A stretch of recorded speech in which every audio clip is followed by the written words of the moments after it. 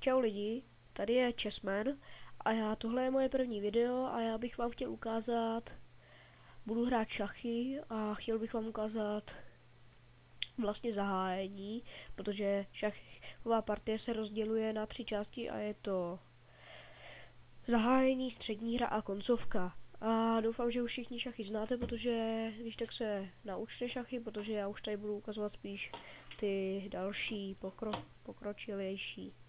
Takže první zahájení budu ukazovat za bílý a potom budu za černý, takže první zahájení za bílý, což je asi to nejzákladnější, je italská hra, což se hraje E4, E5, jezdec na F3, jezdec na C6, hraje se to za bílý, střelec na C4, tak teď se buď to hraje tak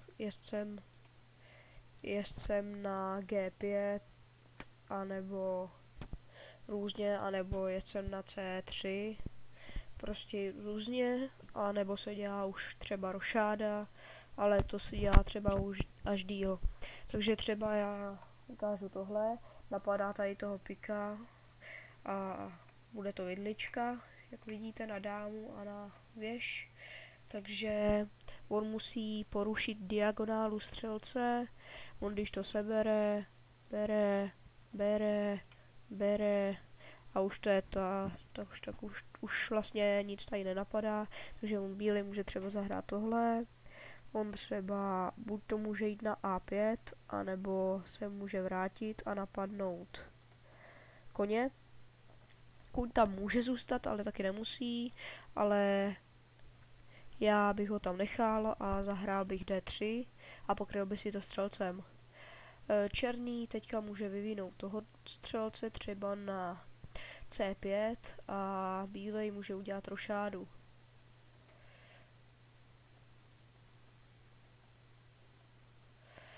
Ale tohle by bylo koncem zahájení, protože přeci jenom nemáme moc času, nechci to prodlužovat.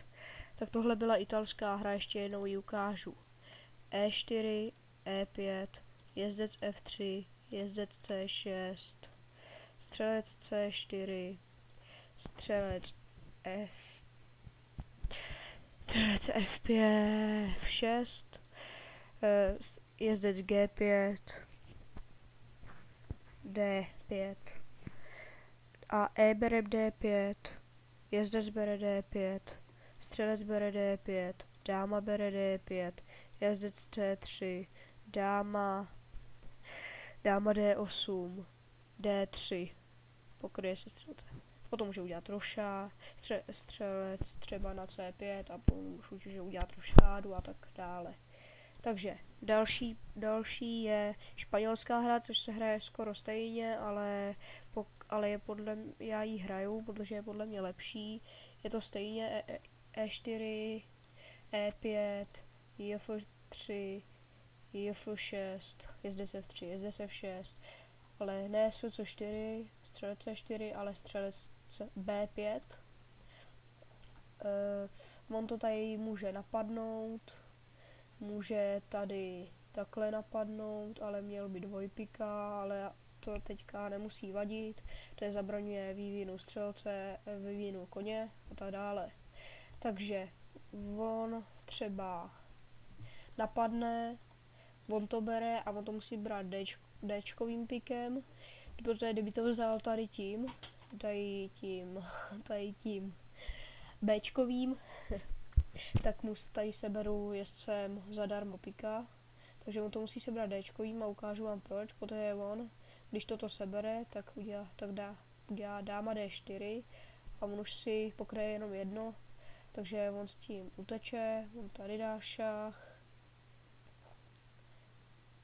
no což je horší. No ale proto se to taky nebere, spíš se dělá takovýhle už výviny.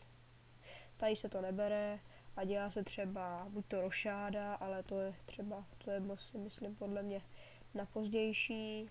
Buď to se zahraje D4, ale to nepatří už ke španělský. Ke španělský se hlavně potom vyvíjí a snaží se jít do koncovky, jelikož má navrch, to je, tady má černý slabinu těch piků, ale za to má 2 střelce, takže hodně dobrý je vyměňovat ty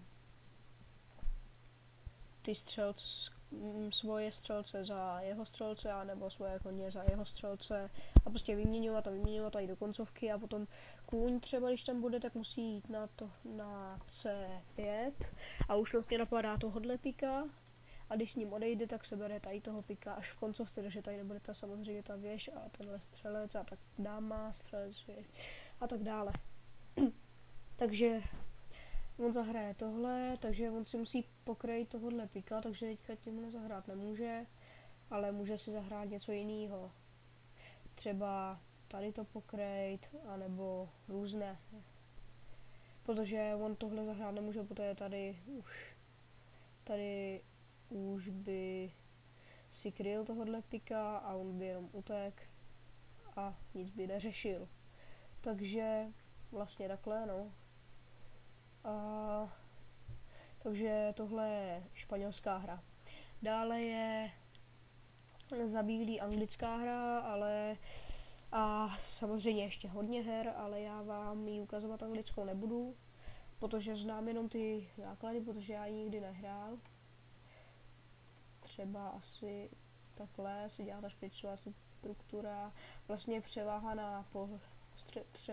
na černých a bílých polí, většinou na černých a na bílých taky, ale díky té pěstové struktuře a bílej se tomu snaží různě zabránit. Další tah je jezdec na C3, ale tak třeba jezdit na C3, ale já to neznám, takže já vám to teďka vysvětlovat nebudu. Dále budu teďka dělat za černý a ty jsou jednodušší, takže je tady francouzská hra, což je E4, E6. No a on musí třeba D4, aby on nezahrál D5 a on to natáhne, tak. Vlastně už to je takový remízový, šach nemůže udělat, protože to je ravina, takže tak. To je francouzská hra, to je rychlá, je to obrana, takže vlastně se bránit těma pěšcema, ale tady to spíš je horší, tady si to nebere pěšcem, ale koněm. Takže tak.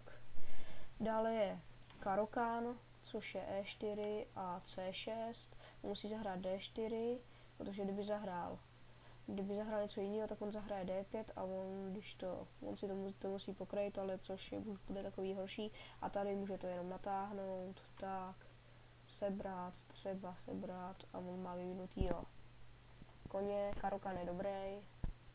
A jenom je problém jenom tady, že nemůže udělat jezdec na C6, ale tomu vůbec nevadí, až udělá třeba střelec střelcem, až udělá třeba tady střelcem, tak potom může udělat tady na D7. Takže dále je sicilská hra, což taky moc neovládám, ale znám její takový základy. A on když to tady bere, tak se tady pokryje, když to sebere, on to sebere, no a takhle, tak a tak dále. Takže to bude sicilská hra, ale ta je hodně těžká, ale taky se dá hrát. Dále je teda asi poslední hra, což je Alachienova hra, což je E4, je to F6, on napadne, on jde sem, on napadne, on jde sem a tak dále. Vlastně s tímhle koněm tady do nekonečna skoro tady tančí, takže jsem nemohl, nemohl jsem, takže vidíte vlastně, že on ho tlačí teďka, on teďka musí vlastně úplně někam, nemůže skoro nikam, je třeba sem, potom může zase napadnout a zase napadávat a zase, takže takhle. A to je asi všechno. Po dalším díle vám ještě asi ukážu gambity různý, ale tohle. Jestli se vám líbilo, dejte odběr, like a za 100 odběrů budou moje fígly, co hraju, a za 10 odběrů budou menší, takový speciální videjka. Takže já se s vámi loučím a u dalšího dílu. Čau. Čau.